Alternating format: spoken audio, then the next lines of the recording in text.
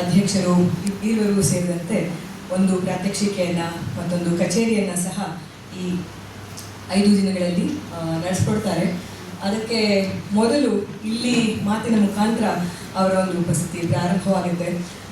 ಸಚಿನ್ ತೆಂಡೂಲ್ಕರ್ ಒಂದು ಕಾರ್ಯಕ್ರಮದಲ್ಲಿ ಹೇಳಿದರು, ಎಲ್ಲೇ ಶತಕ ಹೊಡೆದ್ರು ಅದರ ಒಂದು ಗತ್ತೆ ಬೇರೆ, ಹೋಮ್ ಗ್ರೌಂಡ್ ವಾಂಕಡೆ ಸ್ಟೇಡಿಯಂನಲ್ಲಿ ಒಂದು 10 ರನ್ ಹೊಡೆದ್ರು ಅದರ ಗತ್ತೆ ಬೇರೆ ಅಂತ.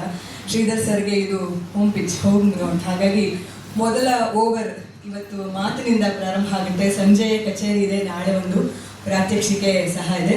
ಸರ್, ಓಪನಿಂಗ್ ಬ್ಯಾಟ್ಸ್ಮನ್ ನೀವೇನೆ. ಮೊದಲನೇ ಓವರ್ಗೆ ನಿಮ್ಮ ಅಧ್ಯಕ್ಷೀಯ ಮಾತುಗಳಿಗೆ ಈ ಬಾರಿಯ ಹಿರಿಯ ಸಂಗೀತ ವಿದ್ವಾಂಸರ ಅಧ್ಯಕ್ಷರಾಗಿ ಆಯ್ಕೆಯಾಗಿರುವಂಥ ಶ್ರೀಧರ್ ಸರ್ ಅವರೊಂದಿಗೆ ಇಂದಿನ ಮಾತುಗಳನ್ನ ಪ್ರಾರಂಭಿಸ್ತಾ ಇದ್ದೇವೆ.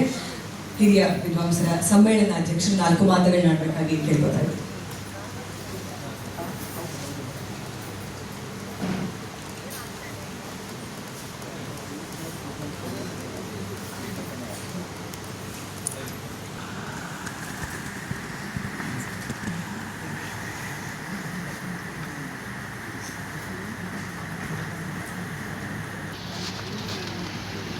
ಪ್ರೀತಿಪೂರ್ವಕ ನಮಸ್ಕಾರಗಳು. ವೇದಿಕೆಯ ಮೇಲೆ ಉಪಸ್ಥಿತರಿರತಕ್ಕಂತಹ ಗಣ್ಯರೇ, ಕರ್ನಾಟಕ ಶಾಸ್ತ್ರೀಯ ಸಂಗೀತದ ಮೇರು ವಿದ್ವಾಂಸರಾಗಿರ್ತಕ್ಕಂತಹ ಗಾನಕಲಾಭೂಷಣ ಡಾಕ್ಟರ್ ಆರ್.ಕೆ. ಪದ್ಮನಾಭರೇ,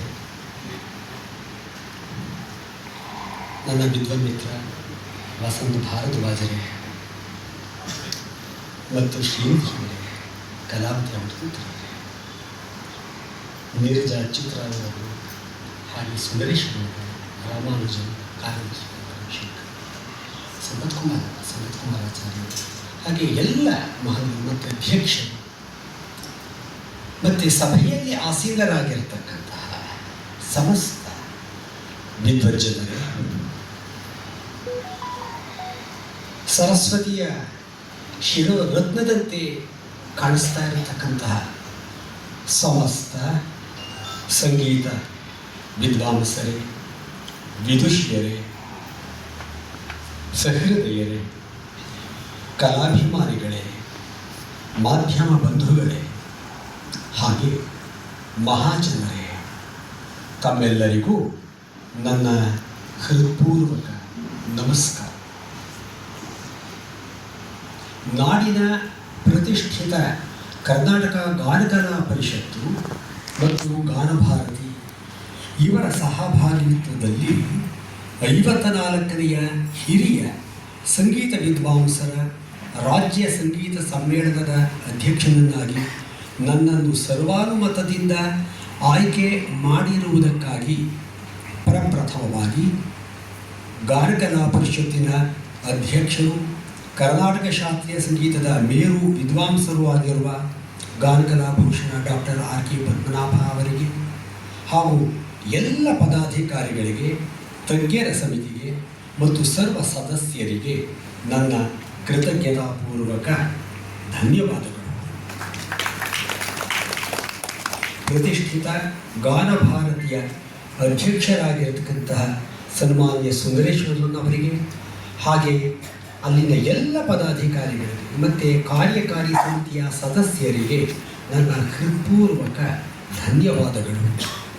ನನಗೆ ಕೊಡಮಾಡಿರುವ ಈ ವಿಶೇಷ ಗೌರವವು ಅರ್ಧ ಶತಮಾನಕ್ಕೂ ಮೀರಿದ ನನ್ನ ಸಂಗೀತ ಕೈಂಕರ್ಯದ ಫಲಶ್ರುತಿ ಎಂಬುದಾಗಿ ನಮ್ರತಾಪೂರ್ವಕ ಪರಿಭಾವಿಸುತ್ತಾ, ಇದಕ್ಕಾಗಿ ಕಾರಣಕರ್ತರಾಗಿರುವ ಪರಮ ಪೂಜ್ಯರುಗಳಾದ ನನ್ನ ಮಾತಾಪಿತೃಗಳಿಗೆ, ನನ್ನ ಸದ್ಗುರು ವೇದಬ್ರಹ್ಮ ಶ್ರೀ ವೆಂಕಟನಾರಾಯಣ ಉಡುಪಶಾಸ್ತ್ರಿಗಳವರಿಗೆ, ನನ್ನ ಮಾತಾಮಹಿ ಮತ್ತು ಮಾತಾಮಹ ವೇದಬ್ರಹ್ಮ ಶ್ರೀ ಶ್ರೀನಿವಾಸಮೂರ್ತಿ ಮುರಳೀಧರವರಿಗೆ ನನ್ನ ಕೃತಜ್ಞತಾ ಪೂರ್ವಕ ಭಕ್ತಿಪೂರ್ವಕ ಶಿರಸಾಷ್ಟಾಂಗ ಪ್ರಣಾಮಗಳು. ನನ್ನ ಸಂಗೀತ ಪಯಣದಲ್ಲಿ ಒತ್ತಾಸೆಯಾಗಿ ಸಹಕರಿಸಿದ ನನ್ನ ಸಹೋದರರು, ನನ್ನ ಸಹಧರ್ಮಿಣಿ ಮತ್ತು ಮಕ್ಕಳನ್ನು ವಿಶೇಷವಾಗಿ ನೆನೆಯುತ್ತೇನೆ. ನನ್ನನ್ನು ಪ್ರೋತ್ಸಾಹಿಸಿದ ಸಮಸ್ತ ಸಂಘ ಸಂಸ್ಥೆಗಳಿಗೆ, ಸಂಗೀತ ವಿದ್ವಾಂಸರಿಗೆ, ಮಾಧ್ಯಮ ಬಂಧುಗಳಿಗೆ ಎಲ್ಲರಿಗೂ ಸಹ ನಾನು ಆಭಾರಿಯಾಗಿದ್ದೇನೆ. ಕರ್ನಾಟಕ ಶಾಸ್ತ್ರೀಯ ಸಂಗೀತದ ಒಂದು ಹಿನ್ನೆಲೆ ಅಂತ ಹೇಳಿದರೆ ವೇದವೇ ಅದರ ಮೂಲ. ಸಾಮವೇದದ ಉಪವೇದ ಗಾಂಧರ್ವ ವೇದ ಅರ್ಥಾತ್ ಸಂಗೀತ. ಪ್ರಾಚೀನ ಕಾಲದಿಂದಲೂ ಭಾರತೀಯ ಸಂಗೀತ ನಿರಂತರವಾಗಿ ಬೆಳೆದುಕೊಂಡು ಬಂದು ನಮ್ಮ ಲೌಕಿಕ ಆಧ್ಯಾತ್ಮಿಕವೇ ಮೊದಲಾದ ಸಮಸ್ತವನ್ನು ಆವರಿಸಿಕೊಂಡು ಬಂದಿರುತ್ತದೆ. ಋಷಿ ಮುನಿಗಳು ಪ್ರಾಚೀನ ಕಾಲದಿಂದಲೂ ನಾದವನ್ನು ಬ್ರಹ್ಮ ಎಂಬುದಾಗಿ ಪರಿಭಾವಿಸಿ ಆಧ್ಯಾತ್ಮಿಕ ಸಾಧನೆ ಸಿದ್ಧಿಗಾಗಿ ನಾದೋಪಾಸನೆಯನ್ನು ನಡೆಸುತ್ತಾ ಬಂದಿರುತ್ತಾರೆ. ಭಾರತದಲ್ಲಿ ನಾದೋಪಾಸಕರ ಭವ್ಯ ಪರಂಪರೆಯೇ ಇದೆ. ಪಾಣಿನಿಗಳು, ಯಾಜ್ಞವಲ್ಕ್ಯರು, ನಾರದ, ಭರತ, ಮತಂಗಾದಿ ಋಷಿ ಮುನಿಗಳು ಪ್ರಾಚೀನ ಭಾರತೀಯ ಸಂಗೀತಕ್ಕೆ ಲಕ್ಷ್ಯ ಲಕ್ಷಣಾದಿಗಳನ್ನು ರೂಪಿಸಿ ಅಭಿಜಾತಗೊಳಿಸಿ ಅದರ ಸರ್ವತೋಮುಖ ವಿಕಾಸಕ್ಕೆ ಭದ್ರ ಭೂಮಿಕೆಯನ್ನು ನಿರ್ಮಿಸಿಕೊಟ್ಟರು. ತತ್ಸಂಬಂಧಿತ ಅಪೂರ್ವ ಮಾಹಿತಿಗಳು ಭಾರತೀಯ ಪ್ರಾಚೀನ ವೈದಿಕ ಮತ್ತು ಲೌಕಿಕ ಸಾಹಿತ್ಯಗಳಲ್ಲಿ ವಿಪುಲವಾಗಿ ದೊರೆಯುತ್ತವೆ. ಪ್ರಾಚೀನ ಪರಂಪರೆಯಂತೆ ಭಕ್ತಿ ಪರಿಕಲ್ಪನೆಯು ಸಹಜವಾಗಿಯೇ ಸಂಗೀತದಲ್ಲಿ ಅಂತರ್ಗತವಾಯಿತು. ಶ್ರುತಿ, ಸ್ವರ, ರಾಗ, ಲಯ, ತಾಳ, ಸಂಗೀತ ವಾದ್ಯಗಳು ಶಿವಶಕ್ತಿಯಾದಿ ಬೇರೆ ಬೇರೆ ದೇವಾನುದೇವತೆಗಳೊಡನೆ ಸಮೀಕೃತಗೊಂಡವು. ಭಾರತೀಯ ಪ್ರಾಚೀನ ಸಂಗೀತವು ಸಾಮಗಾನ, ಗ್ರಾಮ ಮೂರ್ಛನ ಜಾತಿ ಪದ್ಧತಿ, ತಮಿಳಿಸೈ, ಮಾರ್ಗ ಮತ್ತು ದೇಶಿ ಸಂಗೀತ, ಸ್ವರವಚನ ಸಂಗೀತ ಮುಂತಾದ ಸ್ಥಿತ್ಯಂತರಗಳ ಮೂಲಕ ವಿಕಸಿತ ರೂಪದಲ್ಲಿ ಕರ್ನಾಟಕ ಶಾಸ್ತ್ರೀಯ ಸಂಗೀತ ಎಂಬ ಅಭಿಧಾನವನ್ನು ಹೊಂದುವ ಘಟ್ಟವನ್ನು ತಲುಪಿತು, ವಿಶೇಷವಾಗಿ ವಿಜಯನಗರ ಸಾಮ್ರಾಜ್ಯದ ಕಾಲದಲ್ಲಿ. ಹಾಗೂ ತನ್ಮೂಲಕ ಮುಂದಿನ ವಿಕಾಸಕ್ಕೆ ಮಾತೃಕೆಯಾಯಿತು. ಕರ್ನಾಟಕ ಶಾಸ್ತ್ರೀಯ ಸಂಗೀತದ ಬಗ್ಗೆ ಹೇಳೋದಾದರೆ ಪೂಜ್ಯ ವಿದ್ಯಾರಣ್ಯರ ದಿವ್ಯ ಸಂಕಲ್ಪದಂತೆ ಹಕ್ಕಬುಕ್ಕರ ನಾಯಕತ್ವದಲ್ಲಿ ಕ್ರಿಸ್ತಶಕ 1336ರಲ್ಲಿ ಸ್ಥಾಪಿಸಲ್ಪಟ್ಟ ವಿಜಯನಗರ ಸಾಮ್ರಾಜ್ಯದ ಆಶ್ರಯದಲ್ಲಿ ಯಾವುದೇ ಸಂಕರ ಇಲ್ಲದೆ ತನ್ನ ಮೂಲ ಶಾಸ್ತ್ರೀಯ ಸಂಗೀತದ ಆ ಒಂದು ಚೌಕಟ್ಟನ್ನು ಉಳಿಸಿಕೊಂಡು ಸ್ವಸ್ವರೂಪವನ್ನು ಕಾಪಾಡಿಕೊಂಡು ಲಕ್ಷ್ಯ ಲಕ್ಷಣ ಕ್ಷೇತ್ರಗಳಲ್ಲಿ ಸರ್ವತೋಮುಖವಾಗಿ ವಿಕಾಸಗೊಂಡು ಬಂದ ಸಂಗೀತವೇ ಕರ್ನಾಟಕ ಶಾಸ್ತ್ರೀಯ ಸಂಗೀತ. ಇದು ಸನಾತನ ಭಾರತೀಯ ಶಾಸ್ತ್ರೀಯ ಸಂಗೀತದ ಮುಂದುವರಿಕೆಯೂ ಹೌದು. ಬಂಧುಗಳೇ, ಭಾರತೀಯ ಸಂಗೀತ ಅಂತ ಹೇಳಿದರೆ ಅದು ಕರ್ನಾಟಕ ಶಾಸ್ತ್ರೀಯ ಸಂಗೀತ, ಇದು ನಿರ್ವಿವಾದ. ಎಷ್ಟೋ ಮಂದಿ, ನಾನು ಹಲವಾರು ಸಮ್ಮೇಳನಗಳಿಗೆ ನಮ್ಮ ದೇಶ ಅಥವಾ ಬೇರೆ ದೇಶಗಳಿಗೆ ಹೋದಂತಹ ಸಂದರ್ಭದಲ್ಲಿ ಬಹು ಮಂದಿ ಭಾರತೀಯ ಸಂಗೀತ ಅಂದರೆ ಉತ್ತರಾದಿ ಸಂಗೀತ ಅಂತ ಪರಿಭಾವಿಸಿರ್ತಕ್ಕಂಥದ್ದು ಉಂಟು. ಆದರೆ ಅದು ಒಂದು ರೀತಿ ಕಸಿ ಕಟ್ಟಿದ ಸಂಗೀತ. ಉತ್ತರಾದಿ ಸಂಗೀತ, ಭಾರತೀಯ ಶಾಸ್ತ್ರೀಯ ಸಂಗೀತ ಮತ್ತು ಪರ್ಷಿಯನ್, ಅರೇಬಿಕ್ ಆ ಸಂಗೀತಗಳ ಒಂದು ಹೈಬ್ರಿಡೈಸ್ಡ್ ರೂಪ ನಾರ್ತ್ ಇಂಡಿಯನ್ ಅಥವಾ ಔತ್ತರೇಯ ಸಂಗೀತ. ಆದರೆ ಕರ್ನಾಟಕ ಶಾಸ್ತ್ರೀಯದಲ್ಲಿ ಆ ರೀತಿ ಸಂಗೀತದಲ್ಲಿ ಅಂತಹ ಪ್ರಮೇಯ ಬರಲಿಲ್ಲ. ಶಿವಶರಣರು ಮುಂದುವರಿದು ನಮ್ಮ ಹರಿದಾಸರು ಎಲ್ಲ ವಿಜಯನಗರ ಸಾಮ್ರಾಜ್ಯದ ಆ ಒಂದು ಆಶ್ರಯದಲ್ಲಿ, ಅವರ ಪ್ರೋತ್ಸಾಹದಲ್ಲಿ ಆ ಒಂದು ನಮ್ಮ ಸನಾತನ ಧರ್ಮ ಸಂಸ್ಕೃತಿಯ ಉಳಿವು ಬೆಳವಣಿಗೆಯ ಹಿನ್ನೆಲೆಯಲ್ಲಿಯೇ ನಮ್ಮ ಭಾರತೀಯ ಸಂಗೀತವನ್ನು ಉಳಿಸಿಕೊಂಡು ಬಂದರು, ಬೆಳೆಸ್ಕೊಂಡು ಬಂದರು. ಅದಕ್ಕೆ ಅನ್ವರ್ಥವಾಗಿಯೇ ಕರ್ನಾಟಕ ಶಾಸ್ತ್ರೀಯ ಸಂಗೀತ ಅನ್ನತಕ್ಕಂಥ ಸಮರ್ಥವಾದ ಹೆಸರು ಬಂದಿದೆ. ಆದ್ದರಿಂದ ಭಾರತೀಯ ಶಾಸ್ತ್ರೀಯ ಸಂಗೀತ ಅಂತ ಹೇಳಿದ್ರೆ ಅದು ಕರ್ನಾಟಕ ಶಾಸ್ತ್ರೀಯ ಸಂಗೀತ ಅಂತ ಖಂಡಿತವಾಗಿ ಘಂಟಾಘೋಷವಾಗಿ ನಾನು ಈ ಸಂದರ್ಭದಲ್ಲಿ ಹೇಳಲಿಕ್ಕೆ ಇಷ್ಟಪಡ್ತೇನೆ. ಪ್ರಪ್ರಥಮ ಬಾರಿಗೆ 15 ಮೇಳಗಳನ್ನು ತಮ್ಮ ಸಂಗೀತ ಸಾರ ಶಾಸ್ತ್ರಗ್ರಂಥ ನೀಡಿದವರು ಪೂಜ್ಯ ವಿದ್ಯಾರಣ್ಯರು, ಕನ್ನಡಿಗರು. ಅಸಂಖ್ಯಾತ ವಾಗ್ಗೇಯ ರಚನೆಗಳನ್ನು ರಚಿಸಿದ ಹರಿದಾಸರು, ಅಪೂರ್ವ ಸಂಗೀತ ಲಕ್ಷಣ ಗ್ರಂಥಗಳನ್ನು ರಚಿಸಿದ ವಿಜಯನಗರದ ಆಸ್ಥಾನ ವಿದ್ವಾಂಸರು, ಇವರಿಗೆ ಆಶ್ರಯ ನೀಡಿ ಪ್ರೋತ್ಸಾಹಿಸಿದ ವಿಜಯನಗರ ಸಾಮ್ರಾಟರು, ಎಲ್ಲಕ್ಕೂ ಅವರೇ ಕಾರಣೀಭೂತರು. ಕರ್ನಾಟಕ ಶಾಸ್ತ್ರೀಯ ಸಂಗೀತ ಅಂದಿನಿಂದಲೂ ಅರಮನೆ ಮತ್ತು ಗುರುಮನೆಗಳಲ್ಲಿ ಗುರು ಶಿಷ್ಯ ಪರಂಪರೆಯಲ್ಲಿ ಉಳಿದು ಬೆಳೆದುಕೊಂಡು ಬಂದಿದೆ ಅನ್ನತಕ್ಕಂಥದ್ದನ್ನು ಈ ಸಂದರ್ಭದಲ್ಲಿ ಹೇಳಲಿಕ್ಕೆ ಇಷ್ಟಪಡ್ತೀನಿ. ಈ ಕರ್ನಾಟಕ ಶಾಸ್ತ್ರೀಯ ಸಂಗೀತದಲ್ಲಿ ಏನು ವಿಶೇಷಾಂಶಗಳಿವೆ ಅಂತ ಹೇಳಿದರೆ, ಕರ್ನಾಟಕ ಶಾಸ್ತ್ರೀಯ ಸಂಗೀತದ ಪರಮ ಲಕ್ಷ್ಯವೇ ಅಧ್ಯಾತ್ಮ ಸಿದ್ಧಿ ಆಗಿದೆ, ಸ್ಪಿರಿಚುಯಾಲಿಟಿ. ಅದೇ ಕರ್ನಾಟಕ ಶಾಸ್ತ್ರೀಯ ಸಂಗೀತದ ಆತ್ಮವೇ ಅದು. ಸಂಗೀತ ರತ್ನಾಕರದಲ್ಲಿ ಒಂದು ಶ್ಲೋಕ ಹೇಳ್ತಾನೆ, ಚೈತನ್ಯಂ ಸರ್ವಭೂತಾನಾಂ ವಿವೃತಂ ಜಗದಾತ್ಮನಾಂ ನಾದ ಬ್ರಹ್ಮ ತದಾನಂದಂ ಅದ್ವಿತೀಯಂ ಉಪಾಸ್ಮಹೇ ಅಂತ ಹೇಳಿಬಿಟ್ಟು ಶಾರಂಗದೇವರು ಸಂಗೀತ ರತ್ನಾಕರದಲ್ಲಿ ಶುದ್ಧತಾಧ್ಯಾಯದಲ್ಲಿ ಹೇಳ್ತಕ್ಕಂತಹ ಮಾತು. ಅಲ್ಲಿ ಬರತಕ್ಕಂಥದ್ದೇನೆ ನಾದ, ನಾದ ಬ್ರಹ್ಮ, ನಾದ ಬ್ರಹ್ಮೋಪಾಸನೆ. ಅದೇ ನಮ್ಮ ಕರ್ನಾಟಕ ಶಾಸ್ತ್ರೀಯ ಸಂಗೀತದ ಆತ್ಮ, ಅದೇ ಅದರ ಪರಮ ಲಕ್ಷ್ಯ ಸಹ. ಆ ನಿಟ್ಟಿನಲ್ಲೇನೆ ಎಲ್ಲಿ ಹರಿದಾಸರು ಸಮಸ್ತ ಅಲ್ಲಿಂದ ನರಹರಿ ತೀರ್ಥರು ಶ್ರೀಪಾದರಾಜರಿಂದ ಪ್ರಾರಂಭ ಆಗುತ್ತೆ ಆ ಒಂದು ಮಹಾನ್ ಪರಂಪರೆ. ಎಲ್ಲಿಯ ತನಕ ಅಂತ ಹೇಳಿದರೆ ಪದ್ಮನಾಭದಾಸ ಅಂಕಿತ ನಮ್ಮ ಪ್ರೊಫೆಸರ್ ಆರ್ ಕೆ ಪದ್ಮನಾಭರ ಅವರ ತನಕ ಆ ಒಂದು ಏನು ಮಹಾನ್ ಒಂದು ಪರಂಪರೆ ಇದೆ, ದಾಸ ಪರಂಪರೆ. ಅಲ್ಲಿ ಒಳಗಡೆ ಇರತಕ್ಕಂಥದ್ದು ಅಧ್ಯಾತ್ಮ. ಅದರ ಮುಂದುವರಿಕೆಯೇ ಕರ್ನಾಟಕ ಸಂಗೀತ ತ್ರಿಮೂರ್ತಿಗಳ ಆ ಒಂದು ವಾಗ್ಗೇಯ ರಚನೆಗಳಲ್ಲಿ ಕಂಡು ಬರತಕ್ಕಂಥದ್ದು. ಮಹಾನ್ ವಾಗ್ಗೇಯಕಾರರನ್ನ ಕರ್ನಾಟಕ ನಮಗೆ ಅದು ಕೊಟ್ಟಿದೆ. ಆ ಎಲ್ಲದರ ತಿರುಳು ಒಂದೇ ಅಧ್ಯಾತ್ಮ ಸಿದ್ಧಿ ಎನ್ನುತ್ತಕ್ಕಂಥದ್ದು. ಇಲ್ಲಿ ಭಕ್ತಿ, ಸಂಗೀತ, ಸಾಹಿತ್ಯ ಇದರ ತ್ರಿವೇಣಿ ಸಂಗಮ ಇದೆ.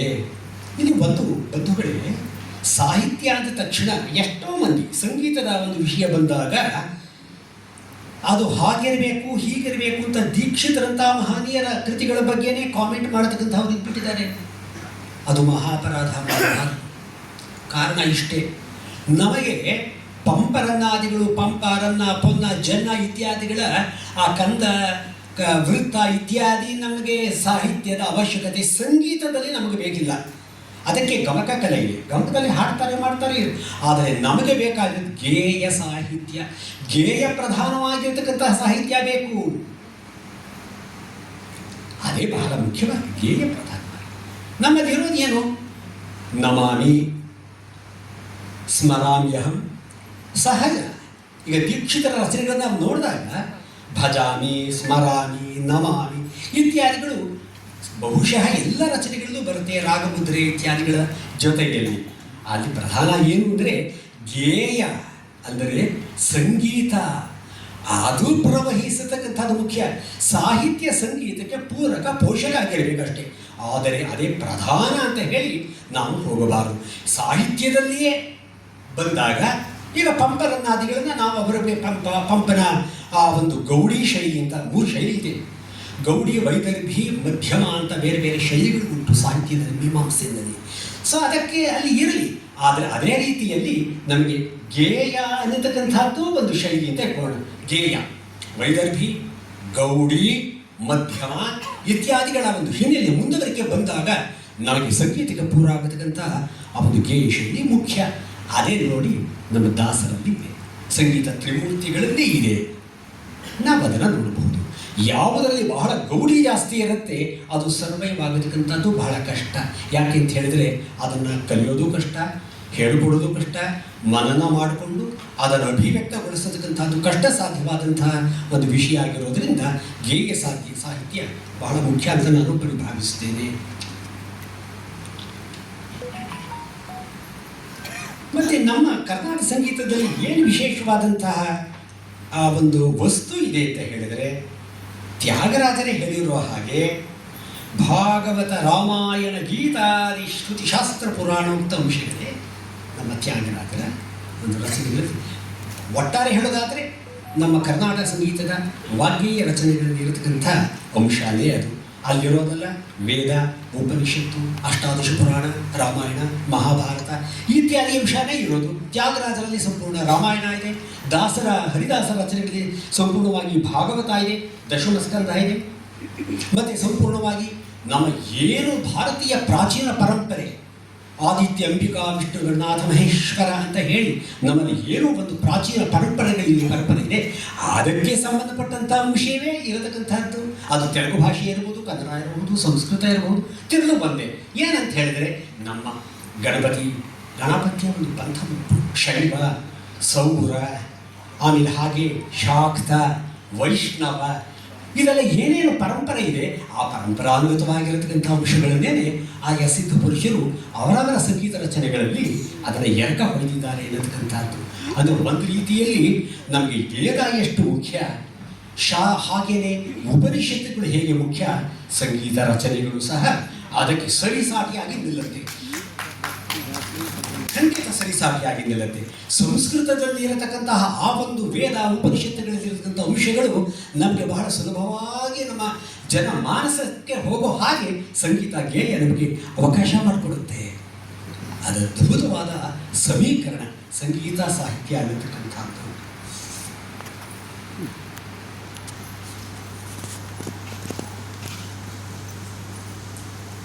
ಇನ್ನು ಕರ್ನಾಟಕ ಶಾಸ್ತ್ರೀಯ ಹಿಂದೂಸ್ತಾನಿ ಸಂಗೀತ, ಈ ಎರಡರ ನಡುವೆ ಕೊಡ ಇದ್ದೇ ಇದೆ.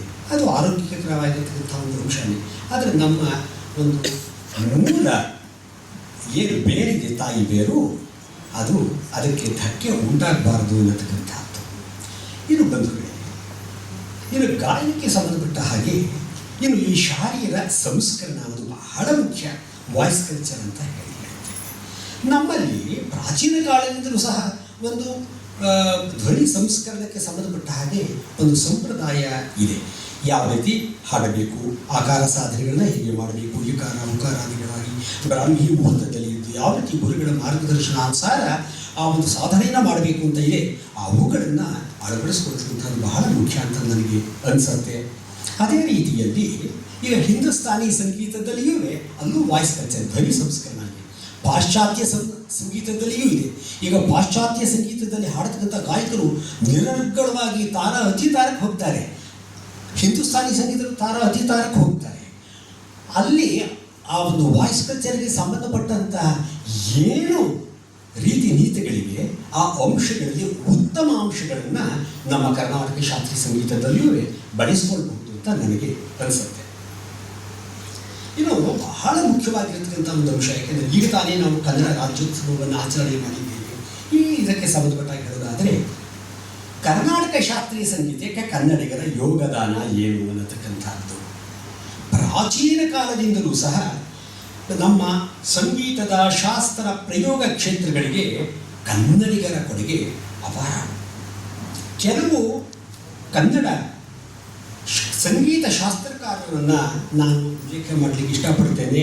ಮೊಟ್ಟ ಮೊದಲನೇದಾಗಿ ರಾಗ ಅನ್ನೋ ಪರಿಕಲ್ಪನೆಯನ್ನು ಕೊಟ್ಟವನೇ ಕನ್ನಡಿಗ ಮತಂಗ. ಕ್ರಿಸ್ತಶಕ ಸುಮಾರು 7ನೇ ಶತಮಾನ ಕನ್ನಡಿಗ. ಅದೇ ರೀತಿಯಲ್ಲಿ ಮುಂದೆ ಚಾಲುಕ್ಯ ಚಕ್ರವರ್ತಿ ಸೋಮೇಶ್ವರ ಅವನ ಮಾನಸೋಲ್ಲಾಸ ಅಭಿಲಷಿತಾರ್ಥ ಚಿಂತಾಮಣಿ ಇದೆಯಲ್ಲ, ಅದು ಒಂದು ವಿಶ್ವಕೋಶ, ಕನ್ನಡಿಗ ಅವನು ಚಕ್ರವರ್ತಿ. ಹಾಗೆಯೇ 15 ಮೇಳಗಳನ್ನು ಕೊಟ್ಟಂತಹ ಆ ಪೂಜ್ಯರು ವಿದ್ಯಾರಣ್ಯರು ಯಾವ ಕರ್ನಾಟಕ ಸಾಮ್ರಾಜ್ಯವನ್ನು ಸ್ಥಾಪನೆ ಮಾಡಿದರು, ಹಾಗೆ ಕರ್ನಾಟಕ ಸಂಗೀತ ಸಾಮ್ರಾಜ್ಯವನ್ನು ಸ್ಥಾಪನೆ ಮಾಡಿದವರು ವಿದ್ಯಾರಣ್ಯರು. ಅದು ನಿರ್ವಿವಾದವಾಗಿ ನಾವು ಹೇಳಬಹುದು. ಯಾಕೆಂದರೆ ಮೇಳ ಪರಿಕಲ್ಪನೆ ಕೊಟ್ಟವರೇ ಅವರು 15 ಮೇಳಗಳನ್ನು. ಆ 15 ಮೇಳಗಳ ಆಧಾರವಾಗಿಯೇ 72 ಮೇಳ ಮುಂದೆ ಬಂದಿದ್ದು. ನಾಳೆ ಹೇಗಿದ್ರು ನನ್ನ ಪ್ರಾತ್ಯಕ್ಷಿಕೆ ಮೇಳದಲ್ಲಿದೆ, ಆಗ ಅದಕ್ಕೆ ಸಂಬಂಧಪಟ್ಟಂಥ ಅಂಶಗಳನ್ನ ನಾನು ತಮ್ಮ ಮುಂದೆ ವಿನಿಮಯ ಮಾಡಿಕೊಡ್ತೇನೆ. ನೋಡಿ ವಿದ್ಯಾರಣ್ಯ, ನೋಡಿ ಅಲ್ಲ ಮುಂದಕ್ಕೆ ಬಂದರೆ ನಿಜಗಣ ಶ್ರೀಯೋಗಿಗಳು, ಶಾರಂಗದೇವ. ಮೂಲತಃ ಶಾರಂಗದೇವ ಅವನ ಪೂರ್ವಜರು ಕಾಶ್ಮೀರದಿಂದ ಬಂದವರು. ಈಗ ಕಾಶ್ಮೀರ ಅದು ಎಷ್ಟು ಸಮಸ್ಯೆಯ ಒಂದು ಸ್ಥಳವಾಗಿದ್ದರೂ ನಮಗೆಲ್ಲರಿಗೂ ಗೊತ್ತು. ಆದರೆ ನಮ್ಮ ಭಾರತೀಯ ಸಂಸ್ಕೃತದಲ್ಲಿ ಅದು ಶಿಖರಪ್ರಾಯ ಕಿರೀಟಪ್ರಾಯವಾಗಿರತಕ್ಕಂಥದ್ದು ಅದು ಕಾಶ್ಮೀರ. ಹಾಗಾಗಿ ಈ ಶಾರಂಗದೇವ ಮೂಲತಃ ಕಾಶ್ಮೀರದಿಂದ ಅವರ ಪೂರ್ವಿಕರು ಬಂದಿದ್ದರು, ಇದ್ದಿದ್ದು ದೇವಿಗಿರಿನಲ್ಲಿ. ಹಾಗಾಗಿ ಅವನುಕೊಟ್ಟ ಸಂಗೀತ ರತ್ನಾಕರ ಇವತ್ತು ಆಕರ ಗ್ರಂಥ ಆಗಿದೆ ಅನ್ನತಕ್ಕಂಥದ್ದು ಕಲಿನಾಥ ರಾಮಾಮಾತ್ಯ. ಇತ್ತೀಚೆಗೆ ಮುಮ್ಮಡಿ ಕೃಷ್ಣರಾಜ ಒಡೆಯರು ಅವರ ಶ್ರೀತತ್ವ ನಿಧಿ ಅನ್ನತಕ್ಕಂಥದ್ದಂತೂ ಅದು ಅಪೂರ್ವವಾದ ಒಂದು ವಿಶ್ವಕೋಶ.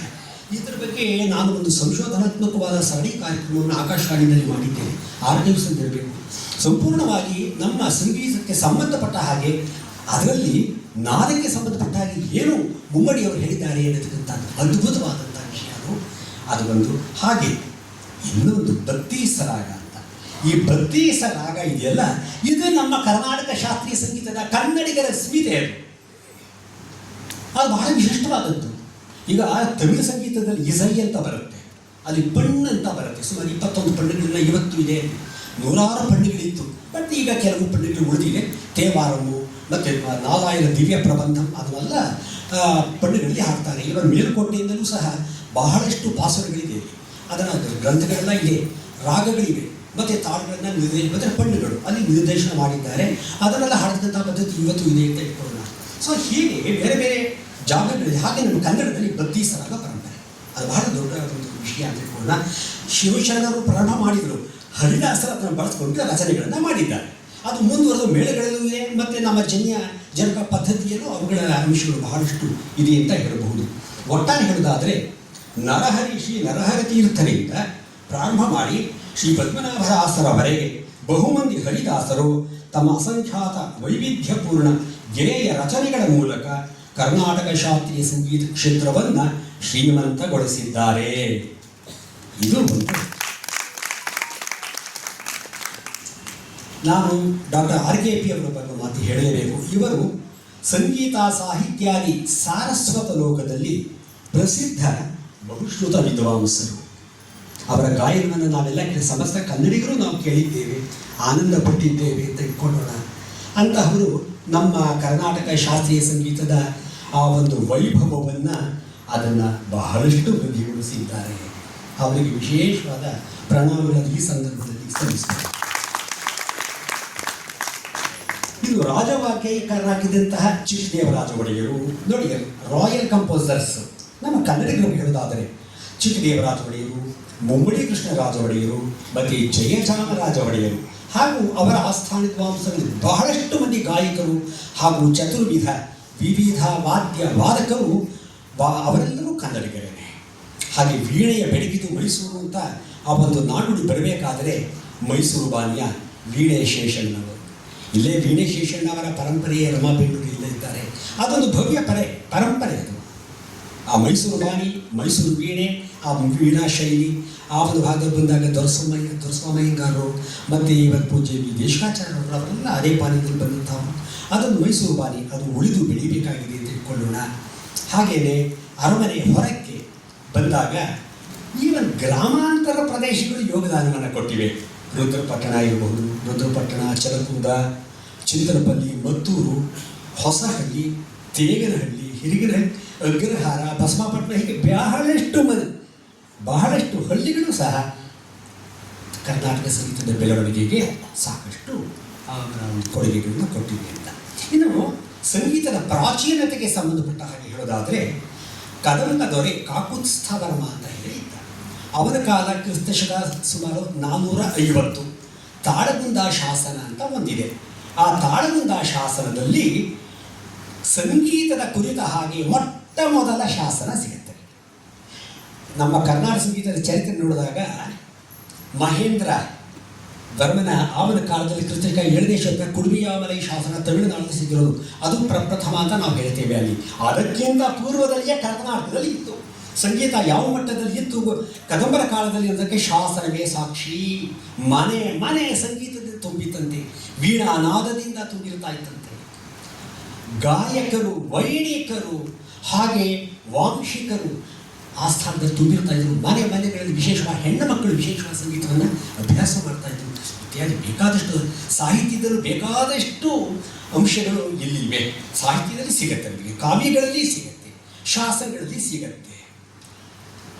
ನೋಡಿ ಬಂಧುಗಳೇ,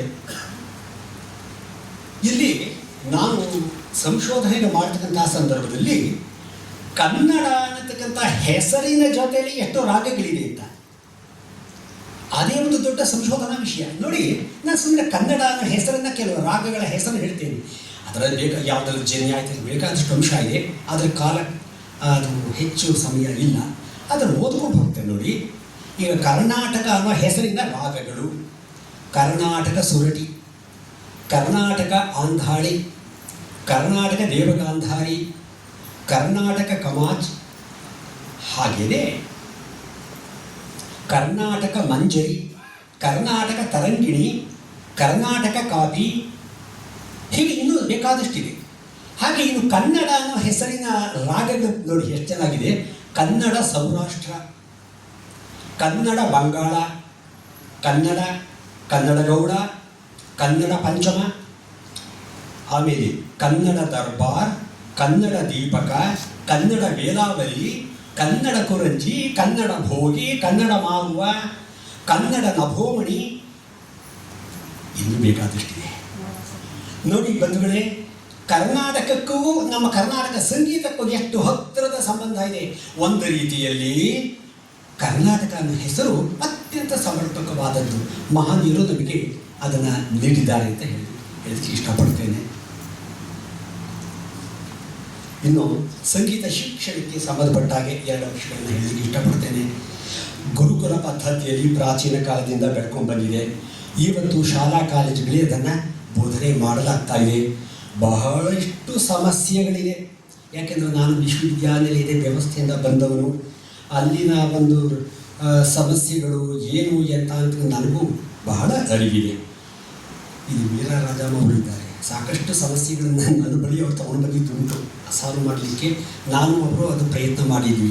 ನೋಡಿ ಬಂಧುಗಳೇ, ಈ ಚಾತುರ್ಮಾಸ್ಯ ಪದ್ಧತಿ 4 ತಿಂಗಳಿನಲ್ಲಿ ಪಾಠ ಮಾಡಬೇಕು, ನಂತರ ಪರೀಕ್ಷೆಯನ್ನು ಮಾಡಬೇಕು, ನಂತರ ಫಲಿತಾಂಶವನ್ನು ಕೊಡಬೇಕು.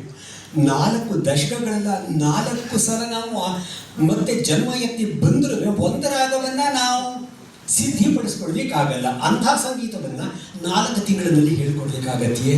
ಅದು ಹೇಗೆ?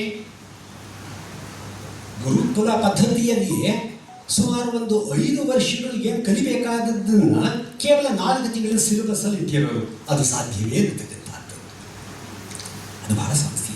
ನಾನು ಪ್ಯಾಲೇಸ್ ರೆಕಾರ್ಡ್ಸ್ ನೋಡುವಾಗ, ಅರಮನೆಯ ಅಲ್ಲಿನ ಅದನ್ನು ನೋಡುವಾಗ, ಹಿಂದೆ ಅರಮನೆಯಲ್ಲಿ ವೀಣೆ ಶೇಷಣ್ಣನವರು, ಸುಬ್ಬಣ್ಣನವರು ಎಲ್ಲ ಸೇರಿ ಒಂದು ಸಿಲೆಬಸ್ ತಯಾರು ಮಾಡಿದರು. ಅರಮನೆಯಲ್ಲಿಯೇ ಪಾಠಶಾಲೆ ಪ್ರಾರಂಭ ಆಗಿತ್ತು. ರಾಯಲ್ ಫ್ಯಾಮಿಲಿಗೆ ಹೇಳ್ಕೊಡೋದಕ್ಕೋಸ್ಕರವಾಗಿ ಅವರು ಸಿಲೆಬಸ್ ತಯಾರು ಮಾಡಿದರು. ಕ್ವಾಲಿಟಿ ಬೇಸ್ಡ್ ಸಿಸ್ಟಮ್, ಕ್ವಾಂಟಿಟಿ ಅಲ್ಲ. ನಾವು ಎಷ್ಟು ಕಡಿಮೆ ಕಲಿತರೆ ಅದು ಕ್ವಾಲಿಟೇಟಿವ್ ಆಗಿರಬೇಕು ಅನ್ನೋ ದೃಷ್ಟಿಯಲ್ಲಿ ಅವರು ಸಿಲೆಬಸ್ ತಯಾರು ಮಾಡಿದ್ದು. ಅದು ಪ್ಯಾಲೇಸ್ ರೆಕಾರ್ಡ್ಸಲ್ಲಿದೆ. ಆಸಕ್ತರು ಪತ್ರಾಗಾರ ಇಲಾಖೆ ಅಂತ ಇದೆ, ಅಲ್ಲಿ ನೋಡಬಹುದು. ಅದಕ್ಕೆ ಅವಸರದ ಹೋಬಳಿ ಅಂತ ಆ ಫೈಲಿಗೆ ಹೆಸರು. ಆ ಹೆಸರೇ ಅವಸರದ ಹೋಬಳಿ ಅಂತ, ಚಾಮುಂಡಿ ತೊಟ್ಟಿ ಅಂತ, ಇದೆಲ್ಲ ಅಲ್ಲಿನ ಒಂದು ಫೈಲ್ಗಳ ಹೆಸರು. ತಾವು ಅದನ್ನು ನೋಡ್ತು ಅಂತ ಹೇಳಿದ್ರೆ ಅಲ್ಲಿ ಅದು ಸಿಗತ್ತೆ. ಆ ಸಿಲೆಬಸ್ ಇವತ್ತು ನಮ್ಮ ಮಾದರಿ. ಅದನ್ನು ಇಟ್ಕೊಳ್ತು ಅಂತ ಹೇಳಿದ್ರೆ ಅದು ಬಹಳ ಶ್ರೇಯಸ್ಕರವಾದದ್ದು.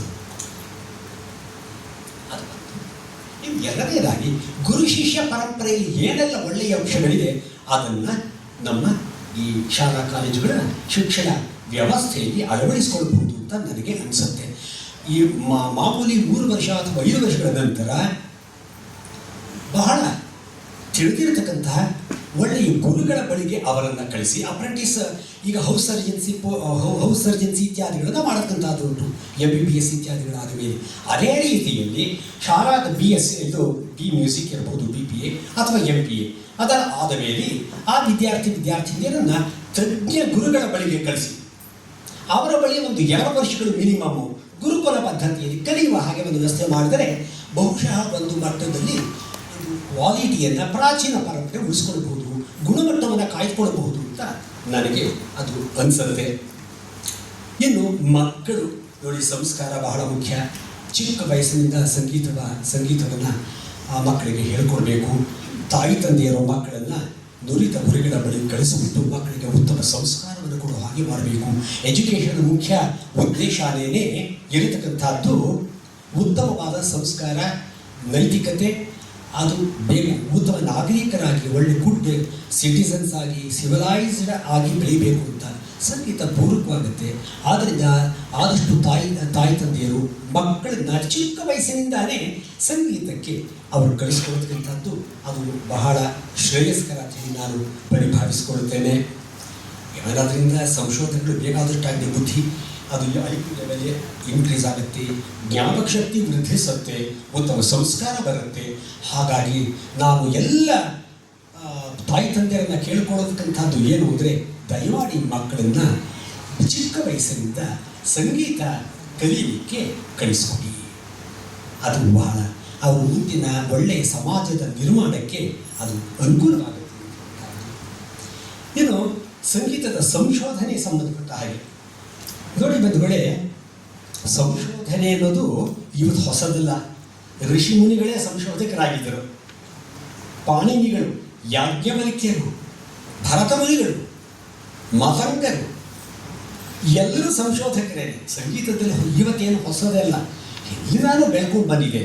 ಇವತ್ತಿನ ವರ್ತಮಾನದಲ್ಲಿ ಹೇಳುವುದಾದರೆ ಸಂಗೀತ ಸಂಶೋಧನೆಯನ್ನು ಶಾಸ್ತ್ರಕ್ಕೆ ಸಂಬಂಧಪಟ್ಟ ಹಾಗೆ, ಪ್ರಯೋಗಕ್ಕೆ ಸಂಬಂಧಪಟ್ಟ ಹಾಗೆ. ಈಗ ಉದಾಹರಣೆಗೆ ಒಂದು ತೋಡಿ ರಾಗ ಅಂತ ಇಟ್ಕೊಳ್ಳೋಣ. ನನಗೆ ಎಷ್ಟೋ ಡಾಕ್ಟರ್ ವರ್ಕ್ಸ್ ಮ್ಯೂಸಿಕ್ ಅಕಾಡೆಮಿಯಿಂದ ಮತ್ತು ಬೇರೆ ಬೇರೆ ವಿಶ್ವವಿದ್ಯಾಲಯದ ಬಂದಿದ್ದುಂಟು ಒಂದೇ ರಾಗದ ಬಗ್ಗೆ. ಈ ಒಂದು ಖರಹರಪ್ರಿಯ ರಾಗ ಒಂದು ಅಧ್ಯಯನ, ಕೇವಲ ಒಂದು ಖರಹರಪ್ರಿಯ ರಾಗದ ಬಗ್ಗೆ ಅಧ್ಯಯನ ಸುಮಾರು 400-450 ಪುಟವನ್ನು ಮೀರಿ ಬೆಳೆದಿದೆ. ಅದ್ಭುತವಾದ ಒಂದು ಡಾಕ್ಟರ್ ವರ್ಕ್ ನಾನು ಅಡ್ಜುಡಿಕೇಟ್ ಮಾಡಿದಂಥದ್ದು ಅಂತ ತಿಳ್ಕೊಳ್ಳೋಣ. ಹೀಗೆ ರಾಗಗಳ ಮೇಲೆ, ತಾಳಗಳ ಮೇಲೂ ಅಷ್ಟೇ ಮ್ಯೂಸಿಕ್ ಅಕಾಡೆಮಿಯಿಂದ ಮತ್ತು ಆಂಧ್ರ ಯೂನಿವರ್ಸಿಟಿಯಿಂದ ಬಂದಿತ್ತು ಅದ್ಭುತವಾದ ಒಂದು ಸಂಶೋಧನೆ. ಹೀಗೆ ಸಂಶೋಧನೆಗಳು ಶಾಸ್ತ್ರ ಮಾತ್ರ ಅಲ್ಲದೆ ಪ್ರಯೋಗದ ಮೇಲೂ ನಡೀತಕ್ಕಂಥದ್ದು ಸೂಕ್ತ, ಆದರೆ ಬಹಳ ಕಡಿಮೆ. ಈಗ ಆಗ್ತಾ ಇರೋದು ಬಹಳ ಕಡಿಮೆ, ಪ್ರಯೋಗದ ಮೇಲೆ ಬಹಳ ಕಡಿಮೆ ಆಗ್ತಾ ಇದೆ. ಆಮೇಲೆ ಇಂಟರ್ ಡಿಸಿಪ್ಲಿನರಿ ರಿಸರ್ಚ್ ಬಹಳ ಮುಖ್ಯ. ಇವತ್ತು ಸಂಗೀತ ಅದು ಬಹುಮುಖಿಯಾಗಿ ಅದು ಬೆಳೆದಿರ್ತಕ್ಕಂಥದ್ದು ಮತ್ತು ಅದರ ಪ್ರಯೋಜನ ಸಹ ಸಮಾಜಕ್ಕೆ ಸಿಗಬೇಕು. ಸಂಗೀತ ಅದು ವಿಜ್ಞಾನನೂ ಹೌದು, ದಟ್ಸ್ ಪ್ಯೂರ್ಲಿ ಫಿಸಿಕ್ಸ್. ಸಂಗೀತ ಸರಿಗಮ ಪದನಿ ನಾವು ಹಾಡ್ತೇವೆ, ನುಡಿಸ್ತೇವೆ, ಮೂಲತಃ there all vibrations. Encyclopaedia Britannica, Oxford dictionary, Cambridge dictionary ನಾವು ಕೇಳಿದ್ರೆ ವಾಟ್ ಈಸ್ ಮ್ಯೂಸಿಕ್ ಅಂತ ಕೇಳಿದ್ರೆ ನಾವು ಕೊಡೋದೇನೆ combination of either vocal songs or instrumental songs varying in melody, timbre and harmony ಅಂತ ಹೇಳ್ತಾರೆ. ಸೌಂಡ್ ಅಂದ ತಕ್ಷಣ ವೈಬ್ರೇಷನ್ ಹೇಗೆ? ಬಿಕಾಸ್ ಆಫ್ ಫ್ರೀಕ್ವೆನ್ಸಿ ಅಂತ ಹೇಳಿದ್ರೆ ವೈಬ್ರೇಷನ್ಸ್ ಪರ್ ಸೆಕೆಂಡ್ ಫ್ರೀಕ್ವೆನ್ಸಿ. ಈಗ ಸಾಟು ಅಂತ ಹೇಳಿದಾಗ 1:2 ರೇಷಿಯೋದಲ್ಲಿ ಆ ಫ್ರೀಕ್ವೆನ್ಸಿಗಳು ವೇರಿ ಆಗುತ್ತೆ, ಅದರ ಮಧ್ಯದಲ್ಲಿ ಫ್ರ್ಯಾಕ್ಷನ್ಸ್ ಬರುತ್ತೆ. ಸಂಗೀತವನ್ನು ನಾವು ವೈಜ್ಞಾನಿಕವಾಗಿಯೂ ಅಭ್ಯಾಸ ಮಾಡಿಕೊಳ್ಳಬಹುದು. ಈಗಿನ ವೈಜ್ಞಾನಿಕ ಯುಗದಲ್ಲಿ ಈ ವೈಜ್ಞಾನಿಕ ಒಂದು ಹಿನ್ನೆಲೆಯಲ್ಲಿಯೂ ಸಹ ನಾವು ಸಂಗೀತವನ್ನು ನಾವು ಕಲಿತುಕೊಳ್ತಕ್ಕಂಥದ್ದು, ಹೇಳ್ಕೊಡೋದು ಅಂತ ಹೇಳಿದ್ರೆ ಅದು ಬಹಳ ಶ್ರೇಯಸ್ಕರ ಅಂತ ಹೇಳಿ ನಾನು ಮಾಡಿಕೊಂಡಿದ್ದೇನೆ. ಹಾಗೆ music and psychology, music and medicine, ಈಗ ಮ್ಯೂಸಿಕ್ ಥೆರಪಿ ಅಂತ ನಡೀತಾ ಇದೆ. ನಮ್ಮ ಗಣಪತಿ ಸಚ್ಚಿದಾನಂದ ಸ್ವಾಮೀಜಿಯವರು ಅದ್ಭುತವಾದ ಕೆಲಸಗಳನ್ನು ಅವರು ಮಾಡಿದ್ದಾರೆ. ಸಂಗೀತವನ್ನು ಹೇಗೆ ನಮ್ಮ ಆರೋಗ್ಯ ವೃದ್ಧಿಗೆ ಬಳಸ್ಕೊಳ್ಬಹುದು ಅನ್ನತಕ್ಕಂಥದ್ದು ಅದು ಖಂಡಿತವಾಗಿಯೂ ಅಂಥ ಸಂಶೋಧನೆಗಳು ಜಾಸ್ತಿ ಆಗಬೇಕು ಅಂತ ಹೇಳಿ ನಾನು ಮಾಡಿಕೊಡ್ತೇನೆ. ಇವನು ಇದಕ್ಕೆ ಸೈಕಾಲಜಿಗೆ ಸಂಬಂಧಪಟ್ಟ ಹಾಗೆ ಅದು ಬಹಳ ಮುಖ್ಯನೇ. ಅದರಿಂದ ಎಷ್ಟೋ ಮಾನಸಿಕ ಕಾಯಿಲೆಗಳಿಗೆ ಮತ್ತು ಸ್ಟ್ರೆಸ್ ಬೇಸ್ಡ್ ಡಿಸೀಸ್ಗಳಿಗೆ ಅಲ್ಲಿ ಉತ್ತಮ ಒಂದು ಪರಿಹಾರಗಳು ಅದು ದೊರೆಯುತ್ತೆ ಅನ್ನತಕ್ಕಂಥದ್ದು ಅದು ನಿರ್ವಿವಾದ. ಇವತ್ತಿನ ಸ್ಥಿತಿಗತಿ ತಗೊಂಡಾಗ ಕರ್ನಾಟಕ ಸಂಗೀತದಲ್ಲಿ ಮನೋಧರ್ಮ ಸಂಗೀತ ಅಂತ ಬಂದಾಗ ಅದು ಬಹಳ ವಿಸ್ತೃತವಾಗಿ ಹೋಗ್ತಾ ಇದೆ. ಈಗ ಮೊದಲನೇದಾಗಿ ಕೃತಿ ರಚನೆಗಳು, ಕಲ್ಪಿತ ಸಂಗೀತದಲ್ಲಿ ಸ್ವಲ್ಪ ಅಭಿವೃದ್ಧಿ ಕುಂಠಿತ ಆಗಿಬಿಟ್ಟಿದೆಯೋ ಅಂತ ಅನಿಸುತ್ತೆ. ಕಲ್ಪಿತ ಸಂಗೀತದಲ್ಲಿ ರಚನಾಕಾರರು ಕಡಿಮೆ ಆಗಿದ್ದಾರೆ, ವಾಗ್ಗೇಯಕಾರರು ಇಂದಿನ ಯುವಕರಲ್ಲಿ ಕಡಿಮೆ. ಈಗ ಮನೋಧರ್ಮ ಅಂತ ಬಂದಾಗ ಬಹಳ ವಿಸ್ತಾರವಾಗಿ ಹೋಗ್ತಾ ಇದೆ. ಇವತ್ತಿನ ಯುವಕರಂತೂ ಅದ್ಭುತಗಳನ್ನು ಸಾಧನೆ ಮಾಡ್ತಾ ಇದ್ದಾರೆ. ನಮ್ಮ ಹಿಂದಿನ ಜನರೇಷನ್ ಏನು ಸಂಗೀತ ಆಗಿತ್ತು ಅದಕ್ಕೂ ಇವತ್ತಿನ ಯಂಗ್ಸ್ಟರ್ಸ್ಗೂ ನೋಡ್ತು ಅಂತ ಹೇಳಿದ್ರೆ ಇವತ್ತಿನ ಯುವ ವಿದ್ವಾಂಸರು ವಿದುಷಿಯರು ಯಾವ ಭಾಗದಲ್ಲೂ ಕಡಿಮೆ ಇಲ್ಲ, ಇನ್ನು ವಿಶೇಷವಾದ ಸಾಧನೆಯನ್ನು ಮಾಡ್ತಾ ಇದ್ದಾರೆ. ಹಾಗಾಗಿ ನಾನು ನಮ್ಮ ಯುವ ಸಂಗೀತ ವಿದ್ವಾಂಸರಿಗೆ, ವಿದುಷಿಯರಿಗೆ ವಿಶೇಷವಾದ ಅಭಿನಂದನೆಗಳನ್ನು ಹೇಳಲಿಕ್ಕೆ ಇಷ್ಟಪಡ್ತೀನಿ. ಇನ್ನು ಸಂಪ್ರದಾಯ ಸಂಬಂಧಪಟ್ಟ ಹಾಗೆ ಬಂಧುಗಳೇ, ಎಷ್ಟೋ ಮಂದಿ ನಮ್ಮ ರಾಮನಾಥ್ ಶ್ರೀನಿವಾಸ ಅಯ್ಯಂಗಾರವರು ನಮಗೆ ಒಂದು ಮಾರ್ಗಸೂಚಿಯನ್ನು ಕೊಟ್ಟರು. ಸಂಗೀತ ಕಚೇರಿ ಅಂದರೆ ಹೀಗೆ ಒಂದು ವರ್ಣದಿಂದ ಪ್ರಾರಂಭ ಆಗಬೇಕು, ಒಂದು ಗಣಪತಿಯ ರಚನೆ ಆಗಬೇಕು, ನಂತರ ಕೆಲವು ಮಧ್ಯಮ ಕಾಲಕೃತಿ ಮತ್ತು ವಿಳಂಬ ಕೃತಿಗಳನ್ನು, ಆಮೇಲೆ RTP ರಾಗತಾನಾವಲಿ ಇತ್ಯಾದಿಗಳನ್ನು ಆಮೇಲೆ ಮುಂದುವರೆದು ಹರಿದಾಸರ ರಚನೆ ಇತ್ಯಾದಿಗಳನ್ನು ಮಾಡಬೇಕು ಅಂತ ಹೇಳಿ ನಮಗೆ ಒಂದು ದಾರಿಯನ್ನು ಮಾಡಿಕೊಟ್ರು. ಆದರೆ ತಮ್ಮೆಲ್ಲರಿಗೂ ಗೊತ್ತಿದೆ, ಇವತ್ತಿನ ದಿವಸಗಳಲ್ಲಿ ಎಲ್ಲೋ ಪ್ರಾರಂಭ ಮಾಡೋದು, ಅದು ಎಲ್ಲೋ ಹೋಗೋದು, ನಾನಾ ರೀತಿಯಾದಂಥ ವಿಕೃತಿಗಳನ್ನು ನಾವು ಇವತ್ತು ನೋಡುತ್ತೇವೆ. ಅದು ಬಹಳ ದುರದೃಷ್ಟಕರ ಅಂತ ಅನಿಸುತ್ತೆ. ಎಷ್ಟೇ ಆದರೂ ನಾವು ಹಿಂದಿನ ಒಂದು ಸಂಪ್ರದಾಯವನ್ನು ಉಳಿಸಿಕೊಂಡು ಬೆಳೆಸ್ಕೊಂಡು ಹೋಗಬೇಕು. ಈಗ ಇನೋವೇಷನ್ ಬೇಕು, ಖಂಡಿತ ನಾನು ಬೇಡ ಅಂತ ಹೇಳಲ್ಲ. ಸಂಶೋಧನೆ ನಾನು ಮೊದಲೇ ಹೇಳಿದೆ, ನಾನು ಸಂಶೋಧನಾ ವಿದ್ಯಾರ್ಥಿಯೂ ಹೌದು. ಯಾವಾಗಲೂ ನಾವು ಮೂಲವನ್ನು ಇಟ್ಕೊಂಡು ಬಿಟ್ಟು ಅದರಲ್ಲಿ ಹೊಸ ಹೊಸ ರೆಂಬೆಗಳು ಬೆಳೆಯೋ ಹಾಗೆ ನೋಡ್ಕೊಳ್ಬೇಕು. ಆದರೆ ಮೂಲ ಬೇರನ್ನೇ ವಿಕೃತಗೊಳಿಸಬಾರ್ದು. ಬೇರೆ ವಿಕೃತಗೊಂಡ್ರೆ ಮತ್ತೆ ಚಿಗುರು ವಿಕೃತ ಹೋಗ್ಬಿಡುತ್ತೆ, ಅದು ಅನಾರೋಗ್ಯಕರವಾಗುತ್ತೆ. ಆದ್ದರಿಂದ ನಾವು ಬೇರನ್ನು ಶುದ್ಧವಾಗಿ ಆರೋಗ್ಯಕರವಾಗಿ ಉಳಿಸಿಕೊಂಡು ಅದರ ಆಧಾರದ ಮೇಲೆ ನಾನಾ ಆವಿಷ್ಕಾರಗಳನ್ನು ರೂಪಿಸ್ಕೊಡಬಹುದು ಅಂತ ಅನಿಸುತ್ತೆ. ಅದು ಕಚೇರಿಗಳನ್ನು ನೀಡತಕ್ಕಂಥದ್ದಿರಬಹುದು. ಇನ್ನು ರಾಗಾದಿಗಳ ಒಂದು ಪ್ರಸ್ತುತಿ. ಈಗ ಹಿಂದಿನ ಸಂಗೀತ ವಿದ್ವಾಂಸರ ಆ ರಾಗ ನಿರೂಪಣೆ ಇತ್ಯಾದಿಗಳನ್ನು ನೋಡಿದಾಗ ಒಂದೊಂದು ಸಲ ಇವತ್ತು ಎವರ್ಗ್ರೀನ್ ಅಂತ ಅನಿಸುತ್ತೆ. ಆಲತ್ತೂರು ಬ್ರದರ್ಸ್ ಹಾಡ್ತಾ ಇದ್ದದ್ದನ್ನು ಇವತ್ತಿಗೂ ಇಟ್ ಈಸ್ ರೆಲೆವೆಂಟ್.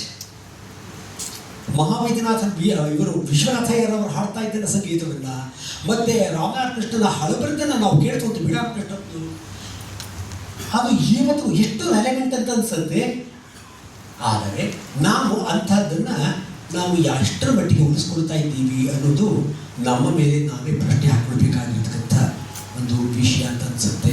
ಹಳೆಯದನ್ನು ಉಳಿಸ್ಕೊಳ್ಳೋಣ, ಹೊಸದನ್ನು ಬೆಳೆಸ್ಕೊಳ್ಳೋಣ.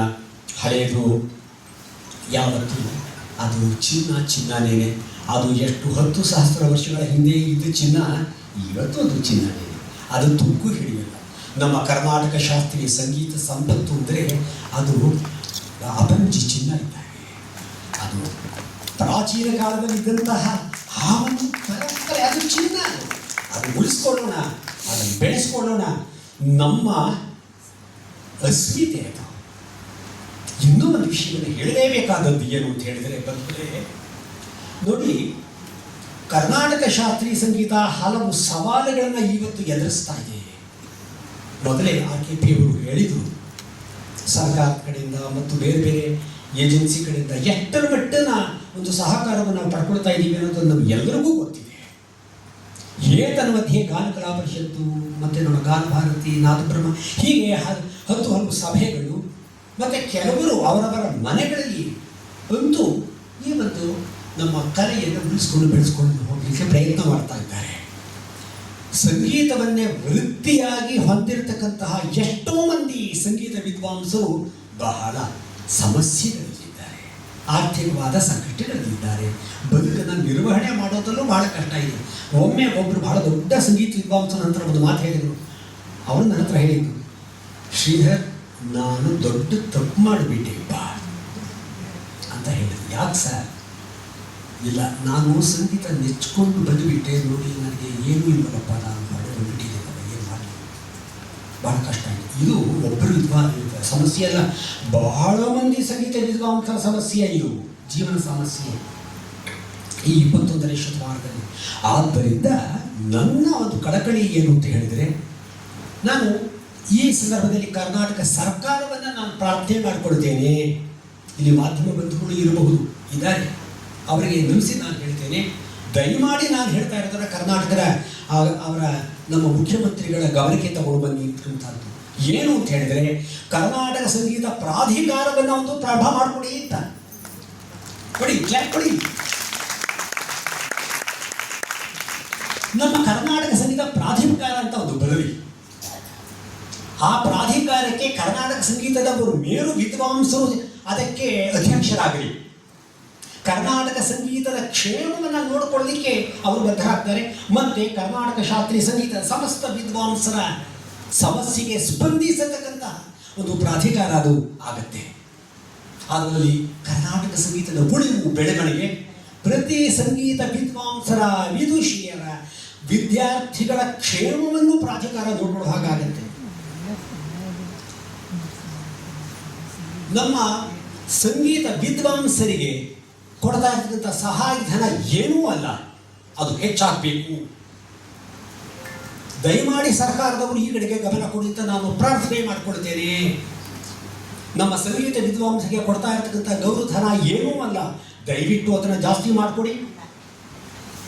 ಆಮೇಲೆ ಈಗ ಯಾರ್ಯಾರು ಶಾಸ್ತ್ರೀಯ ಸಂಗೀತವನ್ನು ವೃತ್ತಿಯಾಗಿ ತೆಗೆದುಕೊಂಡಿದ್ದಾರೆ ಅಂತಹ ಕಲಾವಿದರಿಗೆ, ಕಲಾವಂತರಿಗೆ ಪ್ರೋತ್ಸಾಹ ಧನವನ್ನು ದಯವಿಟ್ಟು ಕೊಡಿ.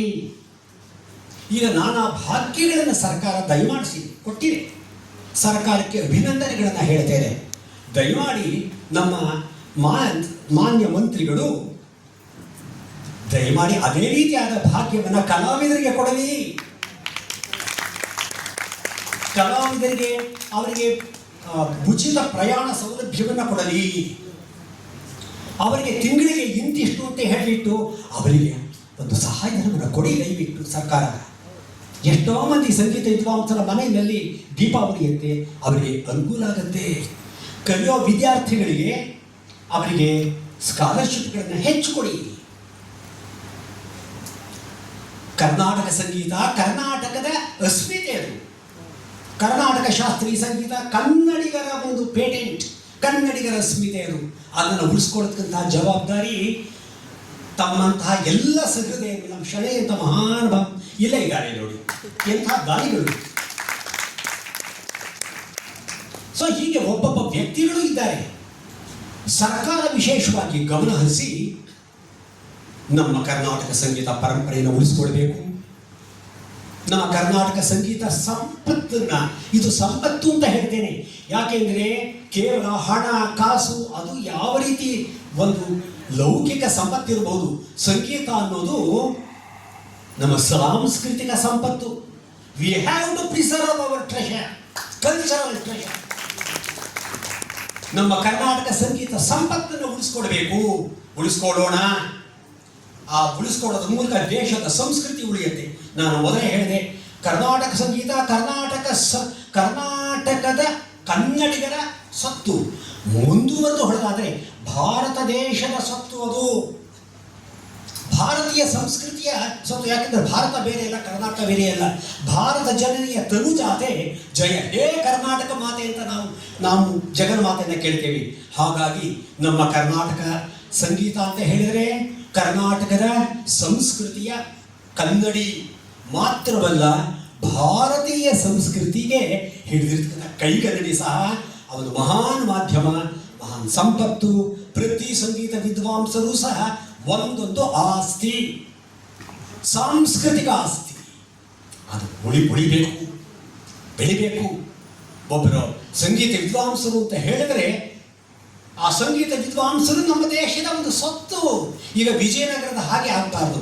ನಮ್ಮ ವಿಜಯನಗರ ಸಾಮ್ರಾಜ್ಯ ಹೇಗಿತ್ತು, ನಮ್ಮ ಮೈಸೂರು ಸಾಂಸ್ಕೃತಿಕ ರಾಜಧಾನಿ ಅರಮನೆ ಹೇಗಿದೆ, ಒಬ್ಬೊಬ್ಬ ವ್ಯಕ್ತಿಗಳು ಸಹ ಎಲ್ಲರೂ ಒಂದೊಂದು ಸಂಪತ್ತಿನ ಕಣಜ ಅಂತ ಹೇಳ್ತಾ ಬಂಧುಗಳೇ ಇಷ್ಟೇ ಹೇಳ್ತೇನೆ. ಸಿರಿಗಾನಂ ಗೆಲಿಗೆ, ಸಿರಿಗಾನಂ ಬಾಳಿಗೆ.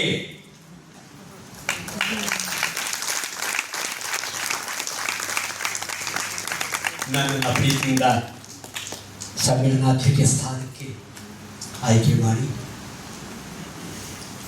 ತಮ್ಮ ಜೊತೆಯಲ್ಲಿ ನಮ್ಮ ಅನುಭವಗಳನ್ನು, ಭಾವನೆಗಳನ್ನು ಹಂಚಿಕೊಳ್ಳಲಿಕ್ಕೆ ಅವಕಾಶ ಮಾಡಿಕೊಟ್ಟಿದ್ದೀರಿ. ಸನ್ಮಾನ್ಯ ಗಾನಕಲಾ ಭೂಷಣ ಡಾಕ್ಟರ್ ಆರ್ ಕೆ ಪದ್ಮನಾಭ ಅವರಿಗೆ, ಗಾನಕಲಾ ಪರಿಷತ್ತಿಗೆ, ಗಾನಭಾರತಿಗೆ ನಾನು ಅತ್ಯಂತ ಆಭಾರಿಯಾಗಿದ್ದೇನೆ. ನಮಸ್ಕಾರ.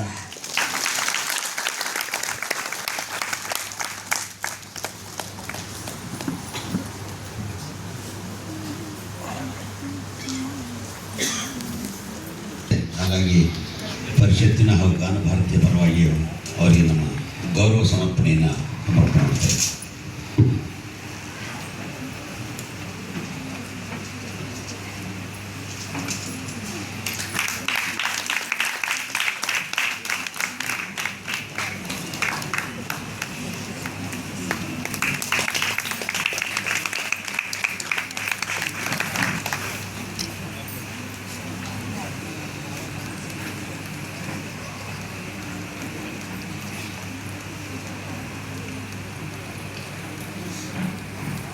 Professor doctor Shridhar sir university professor ಮಾತ್ರ ಅಲ್ಲ, is a university by himself, walking university. ಅಥವಾ ಇವತ್ತಿನ ಭಾಷೆಯಲ್ಲಿ ಸ್ವಲ್ಪ ಹೇಳೋದಾದ್ರೆ ವಾಕಿಂಗ್ ಚಾಟ್ GPT ಎಲ್ಲ ಉತ್ತರಗಳು ನಾವು ಹುಡ್ಕೋದು ಇವಾಗ ಅಲ್ಲಿ. ಹಾಗಾಗಿ walking Google, walking chat GPT, walking Perplexity ಎಲ್ಲವನ್ನ ನಾವು ಹೇಳಬಹುದಾದಂಥ ಈ ಕರ್ನಾಟಕ ಶಾಸ್ತ್ರೀಯತೆಯ ಔತ್ತಮ್ಯದ ಪ್ರತಿನಿಧಿಯಾಗಿ ಇವತ್ತು ಕರ್ನಾಟಕದಲ್ಲಿರುವಂಥ ವಿದ್ವಾಂಸರು ಶ್ರೀಧರ್ ಸರ್ ಅನ್ನೋದನ್ನ ಬಹಳ ಹೆಮ್ಮೆಯಿಂದ ನಾವು ಹೇಳ್ಕೋಬಹುದು. ಯಾಕೆಂದರೆ ಯಾವ ವಿಚಾರ ಮುಟ್ಟಿಲ್ಲ ಅವರ ಮಾತಿನಲ್ಲಿ. ಬಹುಶಃ ಅವರಿವತ್ತು ಮಾಡಿರೋಂಥ ಭಾಷಣದ ಮೇಲೆಯೇ ಒಂದಿಷ್ಟು ಜನ ಇನ್ನೊಂದಷ್ಟು ವರ್ಷಗಳ ಕಾಲ ಸಂಶೋಧನೆಯನ್ನು ಮಾಡ್ಬೋದು. ಎಷ್ಟೋ ವಿದ್ಯಾರ್ಥಿಗಳಿಗೆ ಸಂಶೋಧನೆಗೆ ಸರಕನ್ನು ಒದಗಿಸುವಂಥ ಭಾಷಣ ಇದಾಗಿತ್ತು. Once A teacher is always A teacher. ನಾವು ಭಾಷಣ ಅಂತ ಕರೆದ್ರೂ ಅದು ಒಂದು ಪಾಠನೇ ಆಗಿರುತ್ತೆ. ಹಾಗಾಗಿ ಇವತ್ತು ಮಾಡಿದ ಪಾಠಕ್ಕಾಗಿ ಧನ್ಯವಾದಗಳನ್ನ ನಾವು ತಿಳಿಸ್ತಾ ಇದ್ದೇವೆ. ಯಾಕೆಂದರೆ ಇತಿಹಾಸದ ಮೆಲುಕು ಮತ್ತು ಶಾಸ್ತ್ರೀಯತೆಯ ಒಂದು ಔತ್ತಮ್ಯದ ಪಾರಮ್ಯವನ್ನು ನೀಡಿದಂಥ ಲಾಕ್ಷಣಿಕರ ನೆನಪು ಮತ್ತು ಇಂದಿನ ಸವಾಲುಗಳು, ಹಿಂದಿನ ಶ್ರೀಮಂತಿಕೆ, ಗುರುಕುಲದ ಅಗತ್ಯತೆ ಮತ್ತು ಪ್ರಾಧಿಕಾರಕ್ಕೆ ಕೊಟ್ಟಿರುವಂಥ ಒತ್ತು, ಈ ಎಲ್ಲವೂ ಬಹುಶಃ ಈ ಸಮ್ಮೇಳನಕ್ಕೆ ಒಂದು ಹೊಸ ಮೆರುಗನ್ನು ಕೊಟ್ಟಿದೆ. ಒಂದಷ್ಟು ಉತ್ತರಗಳನ್ನು ನಮಗೆ ಕೊಟ್ಟಿದೆ, ಒಂದಷ್ಟು ಪ್ರಶ್ನೆಗಳನ್ನು ನಮ್ಮಲ್ಲಿ ಮೂಡಿಸಿವೆ. ಇದು ಬಹುಶಃ ನಾವು ನಿರೀಕ್ಷಿಸುವಂಥದ್ದು. ಯಾಕೆ ಶ್ರೀಧರ್ ಸರ್ ಈ ವರ್ಷದ ಅಧ್ಯಕ್ಷರು, ಯಾಕೆ ಅವರನ್ನ ಗಾನಕಲಾಭೂಷಣ ಅಂತ ನಾವು ಗೌರವಿಸ್ತೀವಿ, ಯಾಕೆ ಅವ್ರನ್ನ ಸಮ್ಮೇಳನದ ಅಧ್ಯಕ್ಷರಾಗಿ ಮಾಡಿರಬಹುದು ಪರಿಷತ್ತು ಅನ್ನೋದಕ್ಕೆ ಉತ್ತರವಾಗಿ ಅವರ ಈ ಮಾತುಗಳು ನಿಲ್ಲುತ್ತವೆ. ಹಾಗಾಗಿ ಈ ಪಾಠಕ್ಕಾಗಿ ಮೇಷ್ಟ್ರಿಗೆ ಧನ್ಯವಾದಗಳನ್ನ ಅರ್ಪಿಸ್ತಾ